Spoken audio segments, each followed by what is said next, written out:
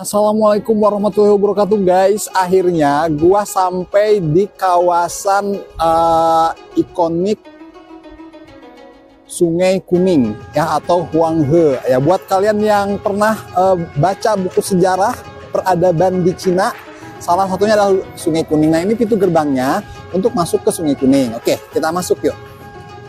Oke, kita masuk.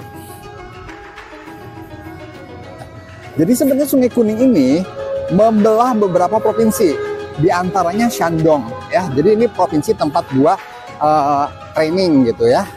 Nah, tuh di depan udah ada naga-naganya ya. Nah, ini kawasan ini digunakan untuk rekreasi. Awalnya bayar katanya, cuman sekarang udah enggak gitu, karena makin lama kotanya makin tajir gitu ya. Jadi Jinan ini adalah suatu kota yang memang udah tua, dari dulu tuh udah ada gitu ya, zaman dinasti-dinasti itu udah ada gitu. Dan itu berada di Sungai Kuning gitu ya, di pinggir Sungai Kuning gitu. Dan Jinan itu terkenal sebagai inilah ya, daerah pemasok pangan ya, daerah pertaniannya di Cina gitu ya. Bawang putih gitu, kemudian gandum, jagung, itu dipasoknya kebanyakan dari Jinan. Makanya di Jinan itu pantesan murah gitu ya, sayuran juga murah, buah-buahan juga murah.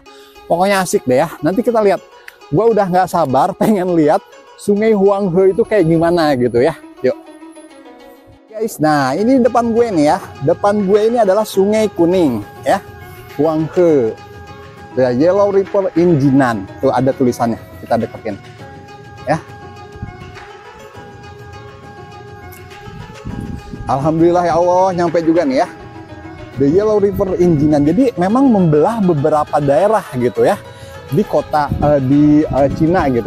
Oh, itu ada ini semacam jembatan ponton. Nah, jadi airnya itu mengalir dari sana ke sana ya. Tuh, gila guys, alhamdulillah ya Allah. Nanti kita coba ke sana ya.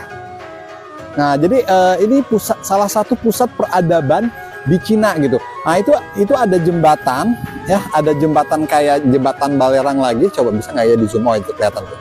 Itu ada jembatannya guys. Kenapa misalnya disebut Sungai Kuning?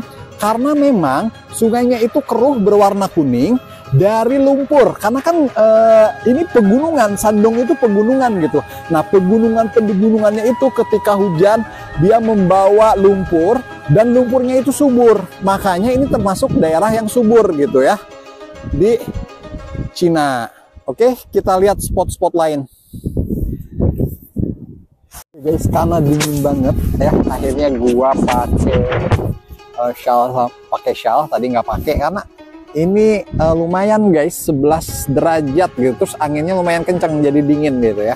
Nah, ini kawasan tempat lain yang skenik. Jadi antara bibir sungai dengan ini, dengan dam lah, bendungan lah ya, pembatas gitu ya, itu sekitar 50 sampai 100 meter karena supaya tidak ada ini, supaya kan kalau musim hujan ini meluap ya, makanya dibangun dam-dam seperti ini. Nah, itu ininya apa sih? Nah, ini nih pohon willow yang selalu ada ya. Dan kalau misalnya kita lihat di pinggir-pinggirnya itu banyak pohon kacang-kacangan sih. Cuman tadi pas gua mau turun dilarang ya, jadi ya udahlah ya, kami dilarang, nggak usah nantang karena ini kampung orang gitu ya. Alhamdulillah guys, ada juga jalan menuju pinggir sungainya nih, depan gua ini jalan menuju pinggir Sungai Huanghe. Gue juga harus lihat-lihat jalan karena memang tadi dijaga banget. Oh, daerah mungkin ini ada daerah yang aman, ada daerah yang memang nggak boleh orang itu sembarangan gitu ya. Jadi ya kita ikutin aja ya. Nah, tuh guys tuh, di sana kotanya yang bener-bener terbangun gitu ya, dibangun dengan rapi.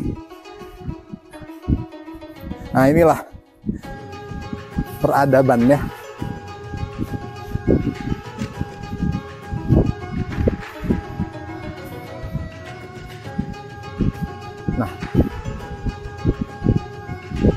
sungainya gede banget ya. Kalau menurut gua mah lebih gede dibanding Citarum gitu ya. Tuh. Karena Huang He itu termasuk salah satu sungai besar guys di dunia. Wih, langsung jurang guys. Kering. Tuh emang warnanya coklat. Tadi diperingatkan nggak boleh turun. Ya. Coba gua zoom. Tuh, itu airnya warnanya coklat guys. Dan air tenang ini benar-benar menghanyutkan gitu, makanya dibilang ini bahaya gitu. Dan di beberapa tempat ini diteduh dijadikan sumber ini air. Memang keruh guys, kalau misalnya lu lihat tuh, keruh ya, keruh ininya.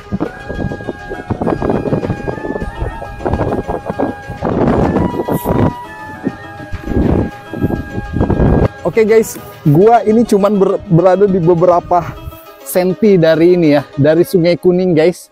Alhamdulillah bisa ke sini. Gua jadi ingat pelajaran sejarah Bu Nawangsih, kemudian Bu Yanti ya, tentang peradaban di Sungai Kuning. Dan ini peradabannya justru sekarang kotanya lebih maju dibanding buku-buku sejarah kita ya. Gedung-gedung pencakar langitnya lebih banyak gitu. Cuman sungainya masih tetap asri tuh ya. Lu lihat tuh, di depan gue ini sungai. Ini gue cuma beberapa senti dari sini, dan memang berlumpur guys ya. Ininya coba kita pakai kamera tuh, sungainya seperti ini guys. Tuh ada jembatan tradisionalnya katanya. Coba kita zoom, nanti kita ke sana kalau ada waktu. Tuh yang jembatan penyeberangannya. Dan itu Gunung Hwasan tuh yang pernah gua ini ya, yang pernah gua posting di sebelumnya, sorry. Oke guys, ini gua di tengah Sungai Kuning ya. Kebetulan ada jembatan yang menghubungkan antara Jinan dengan daerah pedesaannya ya. Nah, lumayan kalau misalnya dibilang untuk di sini sih lebih gede Sungai Mahakam ya kalau menurut gua gitu ya.